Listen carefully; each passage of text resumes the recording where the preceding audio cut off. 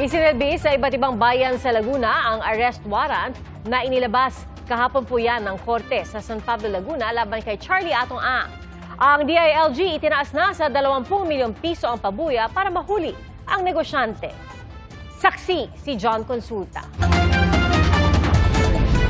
We are increasing the bounty for Atong Ang to 20 million pesos for information leading to his arrest. Seryoso. Dinoble na ng Department of the Interior and Local Government o DILG ang naunang 10 milyong pisong pabuya para sa ikadarakip ng negosyanteng si Charlie Atong Ang. Tinutugis pa rin si Ang dahil sa mga kaso ng pagkawala ng mga sabongero. Inilabas naman ng PNP-CIDG ang bagong wanted poster kung saan nakasaad ang contact information kung paano makikipag-ugnayan sa mga otoridad. Kung tinatanong nyo kung saan nanggagaling yan sa mga confidential funds provided to the PNP at saka sa DILG.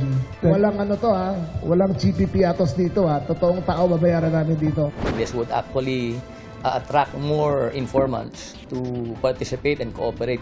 Talagang seryoso ang batas na maaresto ang ating akusado.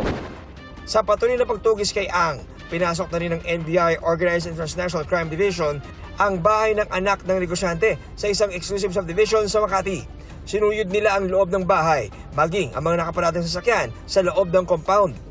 Mga kapuso, nagnegatibo doon sa unang bahay na pinuntahan.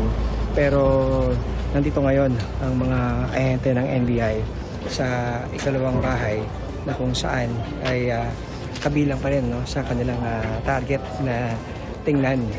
So sa ngayon kasama na nila itong mga abogado ni Charlie Atong Ang at pati ilang mga abogado rin sa ibang law firm para sama-sama daw na tingnan itong bahay na to.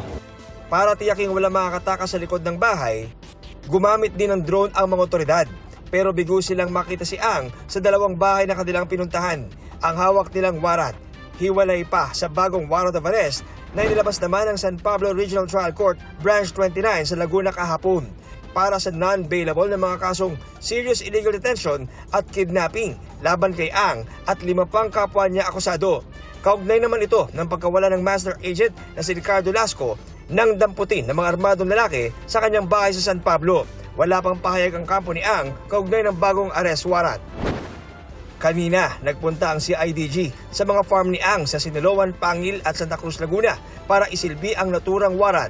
Pero di tulad ng unang pagpunta roon ng mga operatiba, naging mahigpit ngayon ang kanyang mga gwardya at limitado lang ang piniyagang makapasok sa compound. Di rin piniyagan ng media na pumasok para mag-cover. Nagkaroon din ng pre-trial conference sa Santa Cruz, Laguna. Dumalo roon ang 7 tauhan ni Ang kasama ang mga jail guard mula sa Laguna Provincial Jail. Hindi nagpaunlak ng payag sa media ang mga akusado maging ang kanilang mga abogado.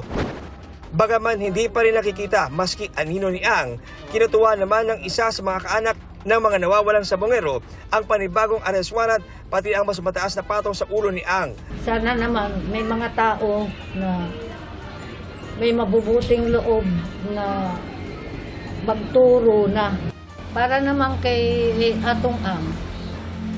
Sana naman lumantad na po kayo. Maawa naman kayo. Para sa GMA Integrated News, ako si John Consulta, ang inyong saksi. Mga kapuso, maging una sa saksi. Mag-subscribe sa GMA Integrated News sa YouTube para sa iba't ibang balita.